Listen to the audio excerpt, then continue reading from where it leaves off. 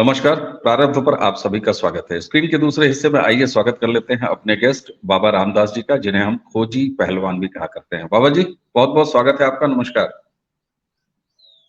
नमस्कार, जय श्री राम।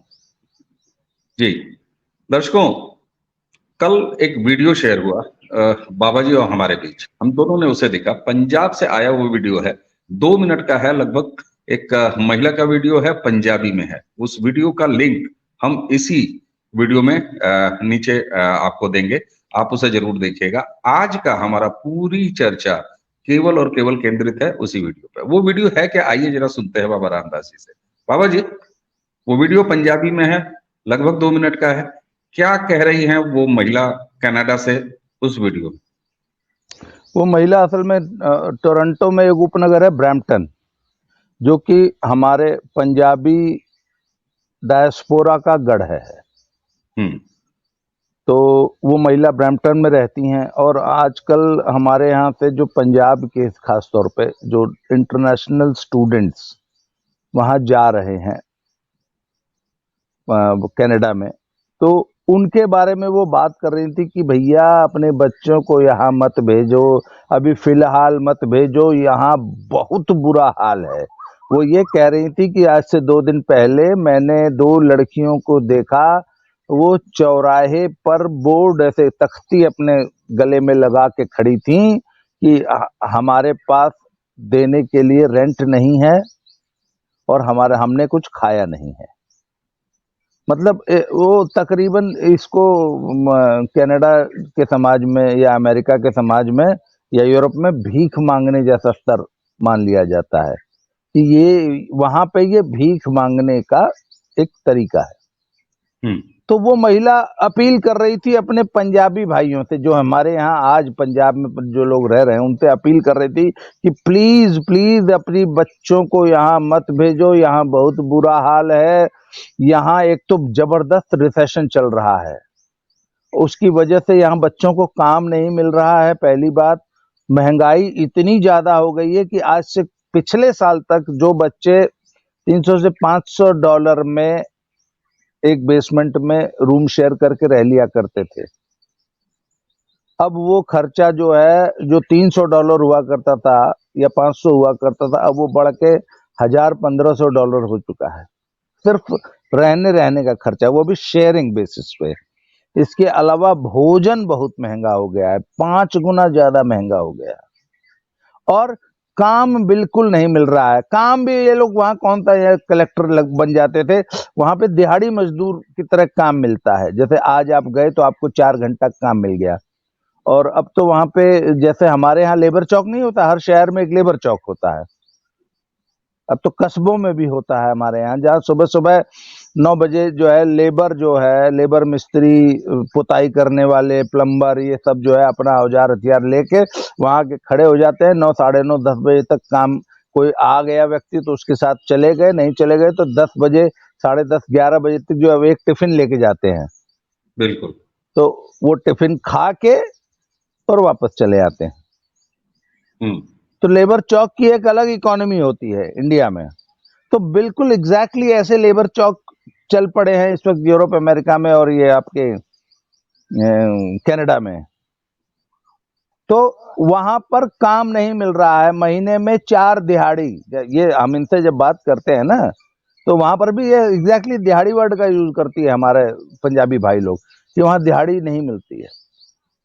तो अब वो महिला कल कह रही थी कि भैया कहाँ आपने सपने सजाए थे कि एक बेहतर जिंदगी के लिए आपने 20, 25, 30 लाख रुपया खर्च करके, कर्जा लेके, जमीन बेच के, गहना ले गिरवी रख के, गहना बेच के अपने बच्चों को बेहतर जिंदगी की आस में भेजा था। यहाँ भीख मांग रहे हैं आपके बच्चे। तो उन्होंने सबसे बड़ा एक खतरा जताया कि जो लड़की भीख मांग रही है वो कल को इजी मनी के लिए कहीं किसी गलत प्रोफेशन में तो नहीं कूद जाएगी।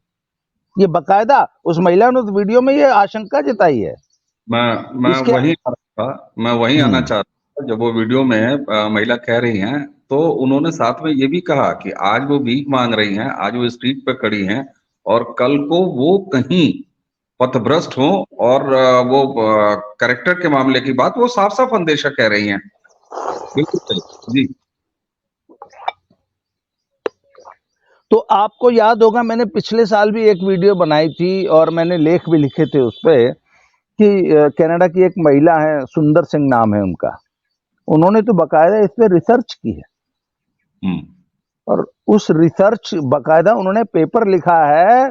वो पेपर दुनिया भर के अखबारों में छपा है, हिंदुस्तान में तो बहुत ज्यादा उसकी चर्चा हुई और कुछ लोगों ने उस पेपर को खारिज कर दिया है, फालतू बकवास करते हैं। कुछ ने कहा नहीं एकदम सही बात महिला कह रही है। और उस महिला ने कहा कि सबसे पहले अगर आप अपनी बच्चियों को भेज रहे हैं तो यहाँ पे रैकेट चल रहे हैं जो बच्चियों को बकायदा ट्रैप करके देह व्यापार में घुसेड़ रहे हैं। और वो उसमें से दुर्भाग्य की बात है कि वो सारे के सारे जो गैंग्स हैं, रैकेट्स हैं, वो पंजाबियों के ही हैं। हुँ।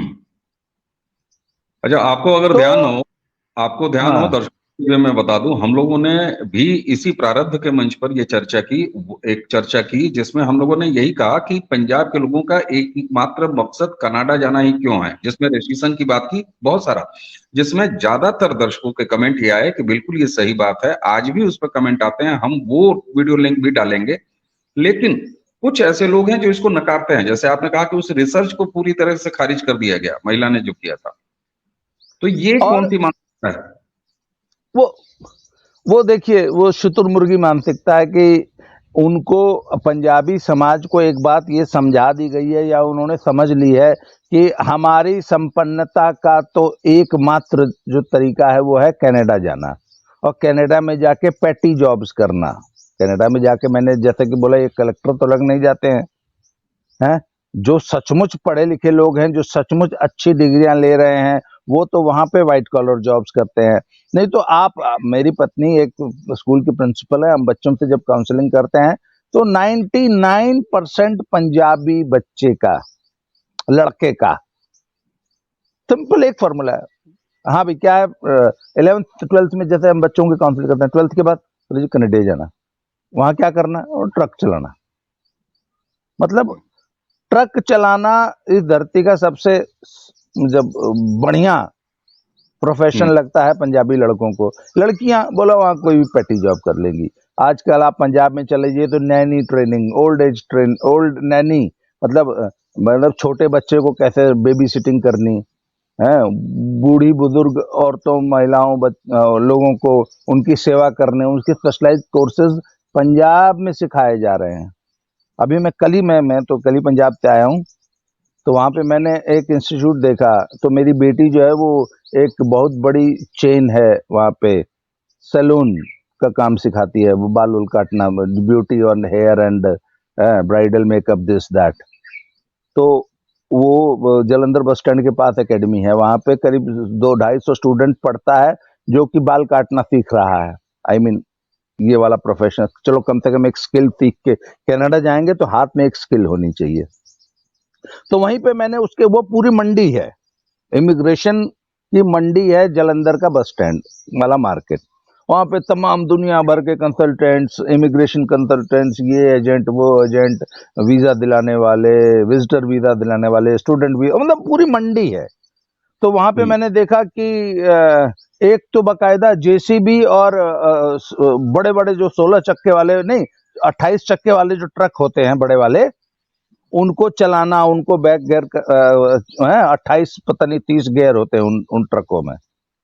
वो वाले ट्रक चलाना सिखाने के इंस्टीट्यूट खुले हुए हैं पंजाब में, जेसीबी चलाने के इंस्टीट्यूट खुले हुए हैं, बड़ी बड़ी हुँ, क्रेन चलाने के। तो बच्चा ये समझ रहा है कि नहीं मुझे कोई स्किल लेने से वहां आसानी होगी।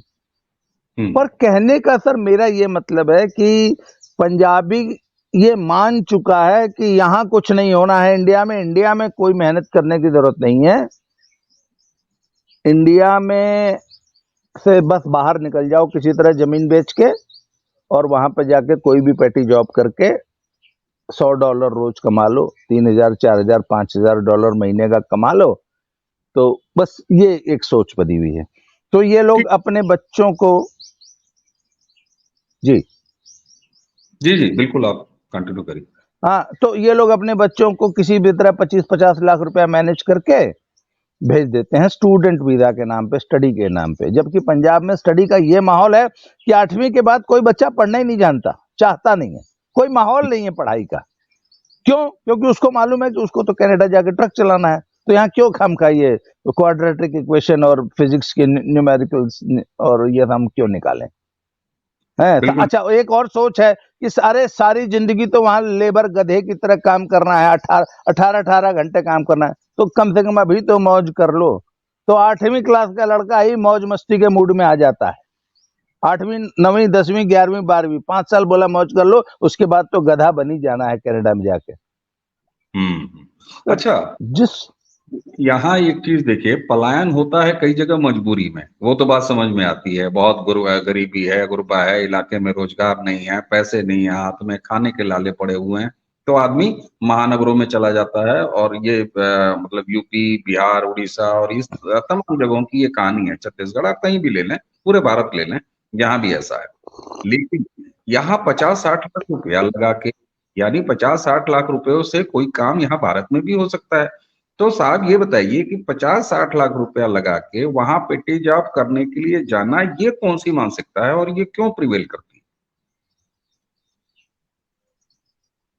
सर बात यह है कि जो लोग कनाडा में, जो लोग आज से 10-20 साल पहले चले गए थे, और वो सभी लोग जो कि पीआर लेके गए हैं, या वो लोग जो कि वहां पे सेकंड जनरेशन या थर्ड जनरेशन इमिग्रेंट्स हैं, तो उनमें वहां के हिसाब से उन्होंने ठीक ठाक अपनी एक व्यवस्था बना ली है।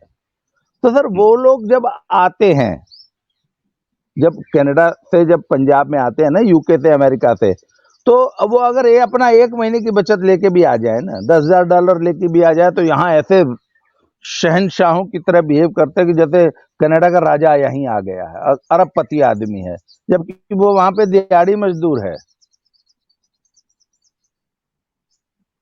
तो वो दिहाड़ी मजदूर जो है वहां का, यहां आके राजा की तरह बिहेव करता है। और जब पुराने जमाने में यहाँ लोग प्रॉपर्टी बना लिया करते थे, वहां पुराने जमाने में कहते कमाते वहां थे, मनी ऑर्डर इकोनॉमी चलती थी आज से 20 साल पहले तक। कमाते वहां थे, प्रॉपर्टी यहाँ बनाते थे। तो इन लोगों को लगता था कि कनाडा में जो गया वो तो अरबपति आदमी, करोड़पति आदमी है। इंडिया में उन दिनों 90 के दशक में पैसा कमाना वाकई मुश्किल था, क्योंकि इकोनॉमी बंद थी हमारी। तो हमारे यहाँ तो एलपीजी के लिए भी 7 साल की वेटिंग हुआ करती थी।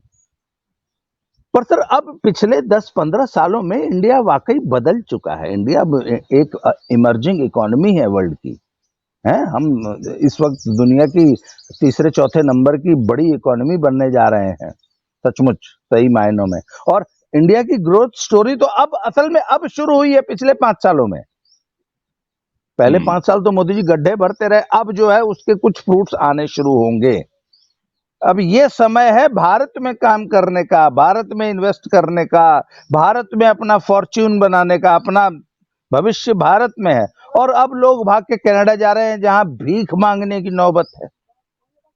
उस महिला ने उस वीडियो में एक बात और भी कही है कि कहीं ऐसा ना हो कि 10 साल बाद आप यहां से जब वापस जाएं तो न यहां के रहें न वहां के रहें। तो उस महिला ने कहा अपने बच्चों को कनाडा मत भेजो, नहीं तो 10 साल बाद जब वो यहां से वापस जाएंगे तो अपनी पूरा जीवन बर्बाद करके जाएंगे, क्योंकि यहाँ पे तो भीख न मांगने की नौबत है। और बहुत जल्दी वहां की इकोनॉमी रिवाइव होती नहीं दिख रही। ये वहां के लोगों का कहना है। मैं इस पर कोई टिप्पणी नहीं करूंगा, मैं कोई बहुत ज्यादा इकोनॉमिक्स का जानकार नहीं हूं, पर मैं एक जनरल परसेप्शन की बात कर रहा हूं। अच्छा, मुझे याद है 90 के दशक में मैं कुछ दिनों के लिए पंजाब गया था और इंटीरियर पंजाब में कई जगह मैं घुमा। एक चीज वहां पर दिखाई देती थी, ये आपकी बात को ही मैं आगे बढ़ा। पहले क्या होता था कि लोग यहाँ आके मकान बनवाते थे, पता चला साहब आलीशान मकान बने हुए हैं। और एक खास चीज मुझे अभी याद है कि जो मकान की छतें, सीढ़ियों वाली जो छतें होते हैं, जिसको गुंबद बोलते हैं, वहां कोई न कोई एक अजीब सी डिजाइन, कहीं सीमेंट का हवाई जहाज बना हुआ, कहीं बड़ा सा मोर बना हुआ, है ना, कहीं जो है वो बड़ी सी कोई गाड़ी बनी हुई, ग्लोब बना हुआ। ये एक ट्रेंड मैंने देखा था, वो मेरे जहन में आज भी है। तो ये बात सही है कि तब मनी ऑर्डर इकोनॉमी थी और कम से कम वहां कमाए हुए पैसे भारत में आते थे। लेकिन अब ऐसा नहीं हो रहा है। पंजाब के लोग मेहनती हैं, इसमें तो कोई दो राय नहीं है। ये कौम वो कौम है जो कहीं भी मेहनत करके पैसे कमाती है। लेकिन आखिर पिछले 5-7 सालों में, 8 सालों में भारत में जो कुछ बदल रहा है, ये बदलाव ये समाज क्यों नहीं महसूस कर पा रहा है या कर रहा है? ये स्थितियां क्या हैं कि वो खुद क्यों नहीं समझ रहा है कि अवसर भारत में है? और अगर समझ रहा है तो कितना समझ रहा है, या क्या समझ भी रहा है? सर असल में है भेड़ चाल, भेड़ अच्छा। चाल है। और आप ये देख लीजिए, मैं पिछले दिनों जब लखनऊ आया था आपके पास, तो मैं नितिन भाई के पास गया था। तो नितिन भाई रहते हैं लुलु मॉल के पास एकदम बगल में। तो लुलु मॉल के किस्से हम बहुत दिनों से सुन ही रहे थे। उसके बाद मैंने और भी, इससे पहले भी आपके साथ भी और उधर भी कई लोगों के साथ मैं लखनऊ में घूमा, तो लखनऊ बड़ा बूमिंग इकोनॉमी मुझे समझ में आई। और लखनऊ के जो मॉल्स थे वो इस कदर मतलब चमचमा रहे थे, और क्या भीड़ उमड़ रही थी लखनऊ के मॉल्स में। सर पंजाब में मैं जालंधर की बात करता हूँ कि जालंधर में पिछले 15 सालों में 5-7 बड़े मॉल्स बने, और टोटल मॉल्स होंगे पंजाब जालंधर में करीब 10 या 12 बड़े। उस 12 में से शायद अगर 12 हैं तो 11 जो है वो एकदम खंडहर बन चुके हैं, घोस्ट। कुछ में सिनेमा हॉल चल रहा है, सिर्फ सिनेमा हॉल चल रहा है, या KFC, McDonald, burger king, pizza हट जैसे ये 3-4 आउटलेट चल रहे हैं। कहीं एक चल रहा है, कहीं 2 चल रहे हैं, और कहीं कहीं तो सिनेमा हॉल तक बंद हो गया। जैसे एक बहुत बड़ा एक जालंधर में मॉल खुला था वीवा कोलाज करके, वो पूरी तरह बंद है। उसी तरह हमारे बगल में एक क्यूरो है, मेरे घर से 3 किलोमीटर दूरी पे। क्यूरो में सिर्फ सिनेमा हॉल चलता है, बर्गर किंग चलता है, पिज्जा हट चलता है, KFC चलता है। बाकी कम से कम 100 बड़े बड़े शोरूम टोटली बंद है। जालंधर का जो पहला मॉल था वो था सरब। वहां पे सिनेमा हॉल जो पहला मल्टीप्लेक्स खुला था जालंधर में, आज से करीब 15 साल पहले। आज सरब में, उन दिनों सरब में क्या बढ़िया बढ़िया रेस्टोरेंट हुआ करते थे, मोती महल वगैरह ऐसे फ्रेंचाइजीज, KFC और ये सब।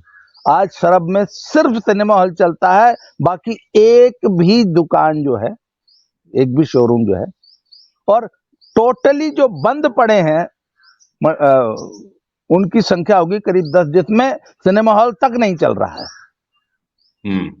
तो ये तो है हालत पंजाब की। पंजाब में इस वक्त 20 से 30 लाख रुपए की एकड़ जमीन, एकड़, बीघा नहीं, महापुर में मेरी जमीन का रेट, जो कि रोड पे नहीं है, एग्रीकल्चरल लैंड है, वो 40 लाख रुपया बीघा है। मतलब 1.5 बीघे का 1 एकड़ होगा, मतलब 60 लाख रुपया एकड़ महापुर की जमीन है। और 20-22 लाख रुपया तो जमीन मारे मारे इफरात फिर रही है पंजाब में। एक जमाना था कि पंजाब का किसान पंजाब की 1 एकड़ जमीन बेच के तराई में और राजस्थान में और इधर MP में 20 एकड़ जमीन, 1:20 का रेशो था। बिल्कुल। आज आप महापुर में 1 एकड़ जमीन बेचकर पंजाब में 3 एकड़ जमीन खरीद सकते हैं। और कहने को महापुर जिला गाजीपुर जो है हिंदुस्तान का सबसे बैकवर्ड इलाका कहलाता रहा आज तक। बहुत पुरानी बात नहीं है ना। हम लोग कहते थे we belong to a very backward area. Backward area में 60 लाख रुपए एकड़ जमीन है, वो अभी रोड पे नहीं है, एग्रीकल्चरल लैंड की बात कर रहा हूं। और पंजाब में 20 लाख रुपए एकड़। मतलब अगर आज आप बोल दीजिए ना मेरे पास 20 लाख रुपए हैं, तो 10-20 किसान आपके घर द्वार खांच देंगे, है भाई हमारे लीला, है भाई हमारे लीला। ये हालत है, 1 एकड़ जमीन।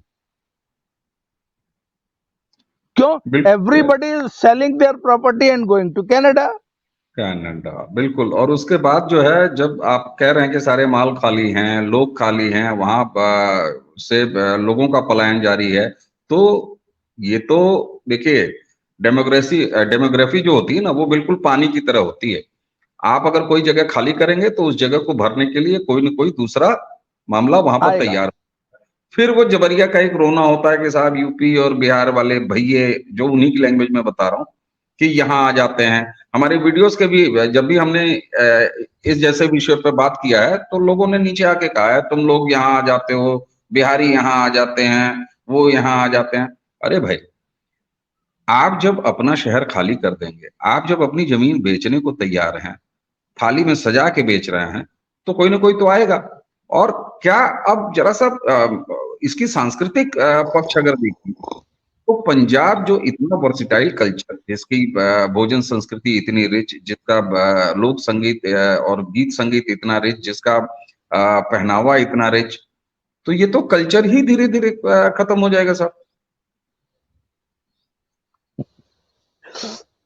हमारे यहाँ एक बहुत बड़े समाज सेवी तपस्वी, एक बहुत पूज्य लखा सिधाना जी हैं।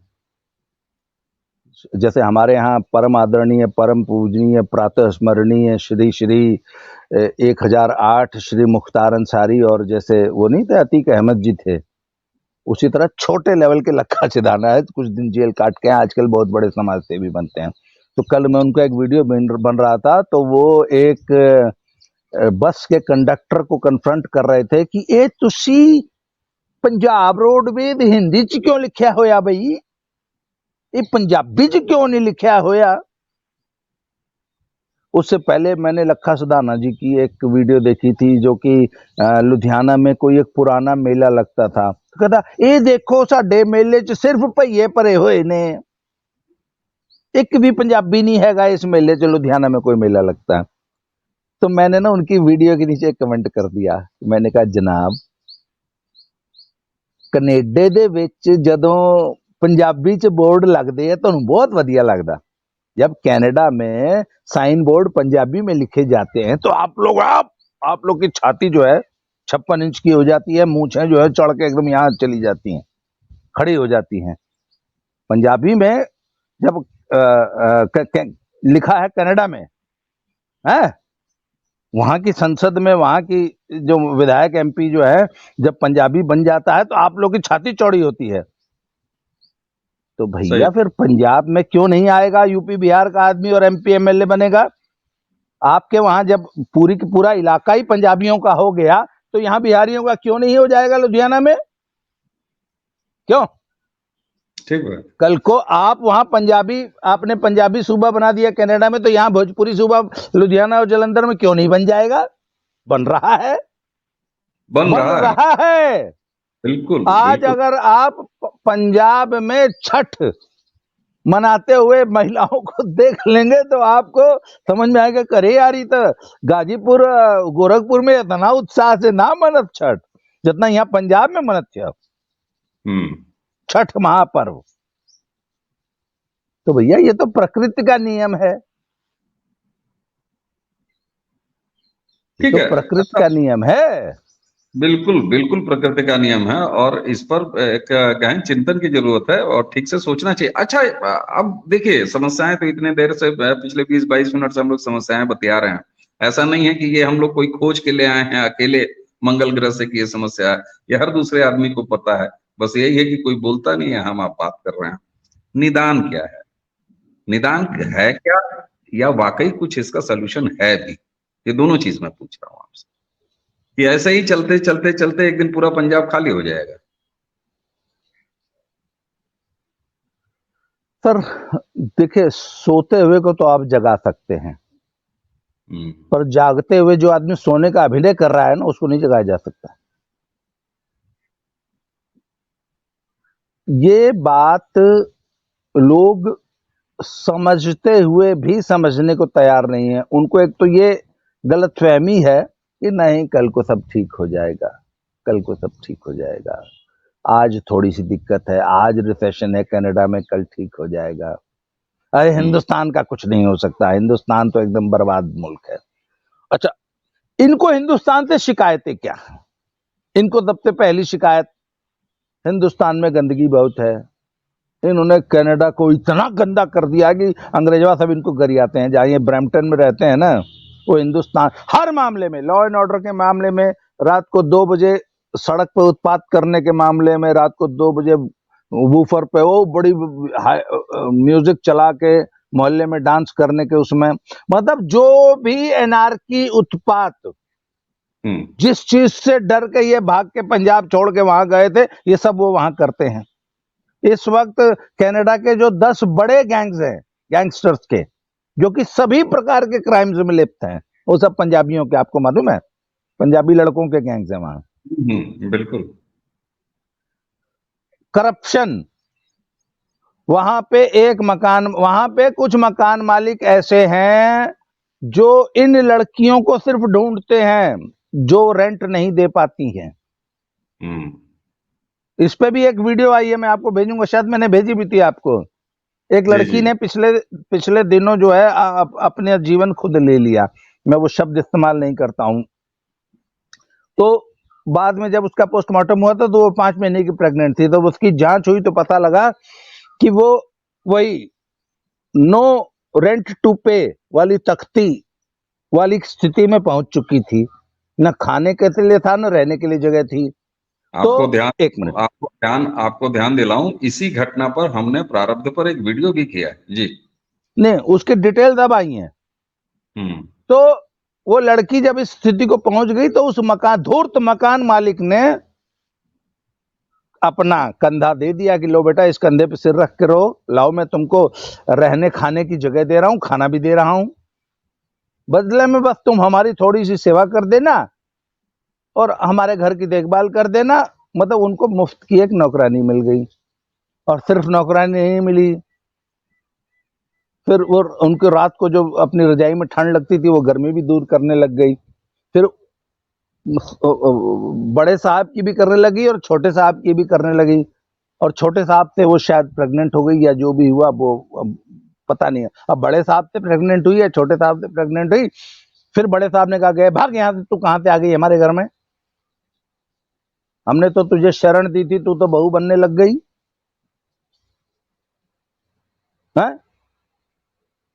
तो साहब वो उसने फिर जो है, अब वो उस बेचारी के पास कहीं कोई जगह नहीं, ऊपर से 5 महीने की प्रेग्नेंट और हो गई। तो नदी में छलांग लगा के जो है वो अपने माँ बाप की, साडी बेटी कनेडे जाओगी, साडी गरीबी नू दूर करेगी, उसने नदी में छलांग लगा के अपने पूरे परिवार की गरीबी दूर कर दी। बेहद दुखद। सर इस और कि आपकी बेटियों को वहां गिद्ध जो हैं, बाज, निगाह लगा के वो ढूंढते हैं कि ये लड़की जो है हमारे रैकेट में, इसको शामिल करो। सर ऐसी जगह पे आप अपनी बेटियों को भेज रहे हैं, अपने बेटों को भेज रहे हैं, और इस आस में कि बेहतर जिंदगी की तलाश में हम कनाडा जा रहे हैं। आप बताइए ना।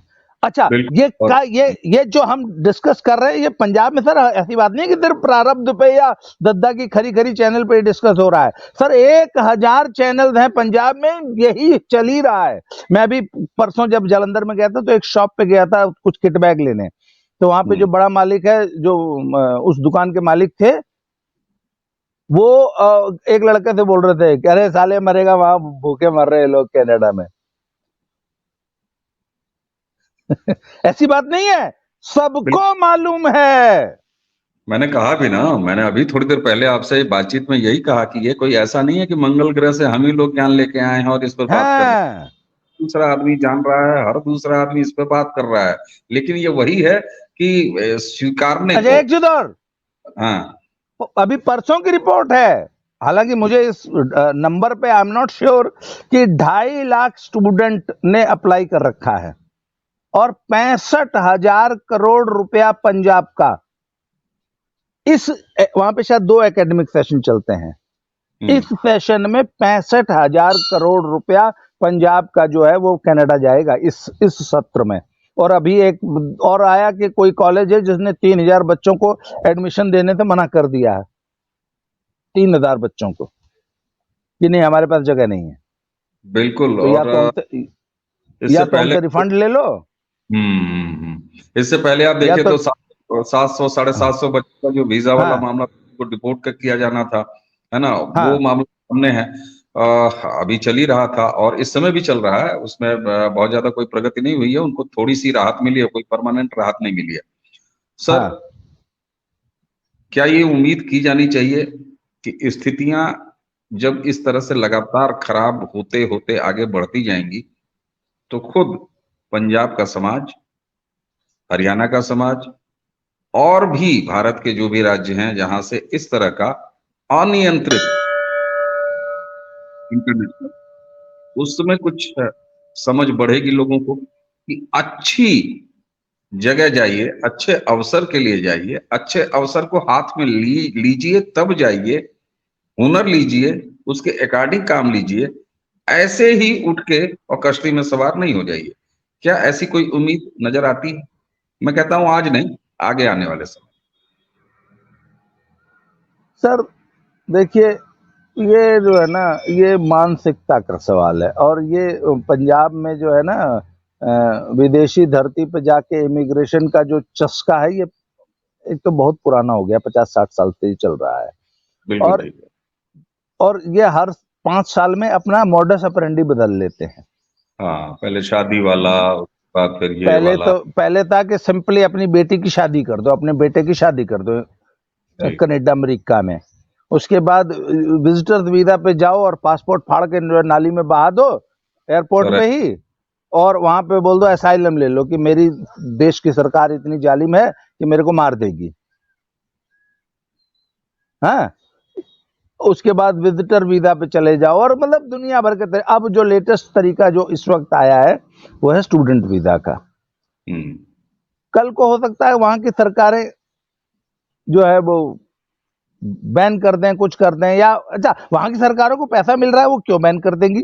65,000 करोड़ रुपया जैसा कि तथाकथित इस सत्र में गया है। पहले ये 65,000 करोड़ रुपए वहां से आता था। पहले कनाडा में लोग कमा के इंडिया भेजते थे, आज से 10 साल पहले। आज ये सिर्फ 65,000 करोड़ नहीं है सर। ये मान लीजिए 1 लाख स्टूडेंट वहां गया, उसको वहां पीआर मिल गई 5 साल में, तो फिर अपना यहाँ सभी जमीन जायदाद पूरा खानदान समेत ले जाता है। पता लगा बूढ़ा बुढ़िया सब चले गए, तो सर वो 65,000 करोड़ है ना, मुझे लगता है कि वो 6.5 लाख करोड़ हो जाता होगा ठीक बात है, बिल्कुल सही बात। अल्टीमेटली बिल्कुल ना। जब बिल्कुल। आप पूरा खानदान ही यहाँ से कनाडा ले गए और यहाँ बेच दिए सब। अरे भाई, आज स्टूडेंट वीजा और वहाँ का फीस भरने के कुछ लाख रुपए गए, कल को जब वहां पर नौकरी मिल जाएगी तो यहाँ से खेत जाएगा, खेत जाने के बाद मकान जाएगा, मकान जाने के बाद पूरा परिवार चला जाएगा, पूरी यहाँ की संपत्ति चली जाएगी। तो बिल्कुल ये बहुत ज्यादा कम्युलेटिव टोटल अगर आप जोड़िएगा तो बहुत ज्यादा हो जाएगा एक तरह से। नहीं, नॉट जी। ओनली दैट सर, आज आप पंजाब के गांव में चले जाइए, छोटे कस्बों में चले जाइए, घोस्ट टाउन्स कैसे होते हैं, जो एकदम भूतहा खंडहर वाला शहर, जहाँ की बड़े बड़े मकान बने हुए हैं पर उनमें कोई नहीं रहता, सिर्फ एक बिहारी जो है मजदूर रहता है अपने परिवार के साथ एक कमरे में, और उस घर का सिर्फ झाड़ू पोछा खोल के कर देता है मालिक 10 से। सर पूरा पंजाब एक घोस्ट टाउन में तब्दील हो चुका है, हो नहीं रहा है। हर गांव में कम से कम 100 घर ऐसे हैं जिनमें पिछले 1 साल से कोई व्यक्ति नहीं आया है लौट के। 1 साल से 100 घर ऐसे हैं। ये निराशाजनक स्थिति है। और जैसा कि हम लोगों ने बात किया, हम लोगों ने समस्या भी बात की, हम लोगों ने उसके समाधान देखने की भी कोशिश की। उम्मीद है कि इस तरह की चीजें जब जब सामने आएंगी तो कुछ ना कुछ एक सकारात्मक बदलाव कभी न कभी, कहीं न कहीं, किसी न किसी स्तर पर जरूर होगा। बाबा जी, आपने हमें समय दिया इस गंभीर विषय पर, नहीं, हम बात करते हैं। मैं इसमें एक आखिरी जोड़ देता हूं। कल मुझे मेरे एक मित्र कोई फोन कर रहे थे कि बोले भाई साहब मैं आपका बड़ा शुक्रगुजार हूं। तो मैंने पूछा क्या हुआ? बोले भाई साहब मेरे बेटे ने को मैंने ना आपकी वीडियोस दिखाई थी, ये कनाडा वाली, तो वो क्या नाम, उसने साइबर सिक्योरिटी में, यस मेरे मित्र हैं, कोच हैं, तो उस बच्चे ने साइबर सिक्योरिटी में एक डिग्री करके वो कनाडा जाने का मूड बना रहा था। तो जब उसने उनको मैंने बड़े तथ्यात्मक तरीके से ये समझाया कि नहीं, इंडिया में ज्यादा स्कोप है और बेटर क्वालिटी ऑफ लाइफ है, वहां तो तुम डिप्रेशन में मर जाओगे, इंडिया में रहो। और इंडिया का 1 लाख जो है वो कनाडा के 5 लाख के बराबर ही होता है। परचेज पैरिटी का भी एक कॉन्सेप्ट होता है। तो कहते हैं आपकी वीडियो उस बच्चे को इतनी समझ में आई कि अब वो इंडिया में ही जॉब कर रहा है और बहुत अच्छी जॉब कर रहा है उसने, और हमारे साथ रहता है, परिवार के साथ रहता है। बड़ी बात। तो मैंने वही कहा ना कि कहीं ना कहीं तो सर छोटी हमारे इन वीडियोस का, मैं तो कहता हूं हमारी वीडियो देख के यदि कोई एक बच्चा भी कनाडा जाने का विचार त्याग के हिंदुस्तान में रहने लगे, हिंदुस्तान की इकोनॉमी की ग्रोथ का कारण बने, है हिंदुस्तान के समाज की ग्रोथ का कारण बने, अपने माता पिता के साथ रहे, अपने परिवार के साथ रहे, अपने देश में रहे, अगर एक बच्चा भी अगर अपना निर्णय बदल देता है तो मुझे बड़ी खुशी होगी, हमारा बिल्कुल ये सही, चर्चा सार्थक हो जाएगी। बिल्कुल सही बात है। और मैं इसमें और जोड़ दूं अगर, तो कोई कनाडा जाए, कोई अमेरिका जाए, कोई कहीं जाए, बेहतर भविष्य के लिए जाए, न जाए, ये हमारा मकसद नहीं है। हम रोक नहीं रहे हाँ, किसी का। हमारा ये कोई मतलब नहीं है कि आप कनाडा मत जाइए। हम कनाडा जाने के खिलाफ नहीं है, लेकिन बेहतर जिंदगी बनाने के नाम पर धोखा खा के मत जाइए। वहां जाके धोखा मत खाइए। अच्छी जिंदगी और साथ में अपने भारत के भी भविष्य के साथ हाथ से हाथ मिला के चलिए। बाबा जी, मुझे लगता है कि इस चर्चा से जरूर कुछ न कुछ सार्थक समाज को मिल सकेगा, दर्शकों को मिल सकेगा। तो दर्शकों, आज की इस चर्चा के बाबा रामदास जी को धन्यवाद देते हैं और आप सभी को प्रणाम करते हैं। बाबा जी, आपका बहुत बहुत धन्यवाद। दर्शकों, आप सभी